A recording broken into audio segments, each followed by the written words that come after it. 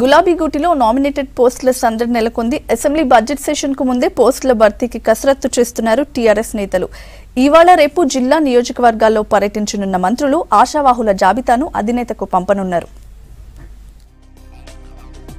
రాష్ట్రంలో నామినేటెడ్ పోస్టుల భర్తీపై ఫోకస్ చేసింది ప్రభుత్వం. బడ్జెట్ సెషన్లోపు రాష్ట్ర జిల్లా స్థాయి పోస్టులని భర్తీ చేయాలని సీఎం ఆదేశించినట్టు తెలుస్తోంది. ఉద్యమంలో చురుగ్గా పనిచేసిన పార్టీ కోసం కష్టపడిన వారికి అవకాశం ఇవ్వాలని మంత్రులకు సీఎం సూచించినట్టు పార్టీ వర్గాల సమాచారం. దీనికి సంబంధించి నిన్న మంత్రులు ప్రగతి భవన్లో ప్రత్యేకంగా సమావేశమయ్యారు.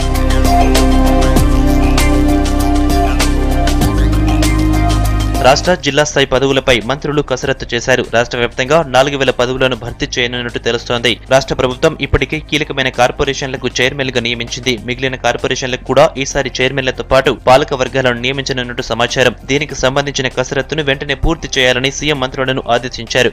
మార్కెట్ కమిటీల నియామకం తుది దశకు చేరింది. జిల్లా, రెవెన్యూ, డివిజన్ స్థాయిలో ఉండే ఫుల్ అడ్వైజరీ బోర్డు సభ్యులు, గ్రంథాలయ సంస్థ జిల్లా చైర్మన్లు, పాలక వర్గాలు, దేవాలయ కమిటీలు, నియోజకవర్గాలు, జిల్లా స్థాయి అసైన్మెంట్ కమిటీల పదవులను కూడా భర్తీ చేయనున్నారు. బడ్జెట్ సమావేశాలకు ముందే నామినేటెడ్ పదవుల భర్తీ ప్రక్రియ పూర్తి చేయాలని సీఎం సూచించినట్టు సమాచారం.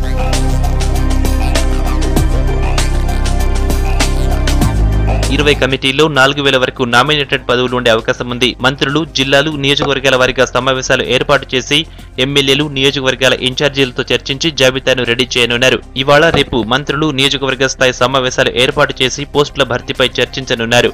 ఆ తర్వాత అధినేత కేసీఆర్ కు జాబితాను ఇస్తారని తెలుస్తోంది.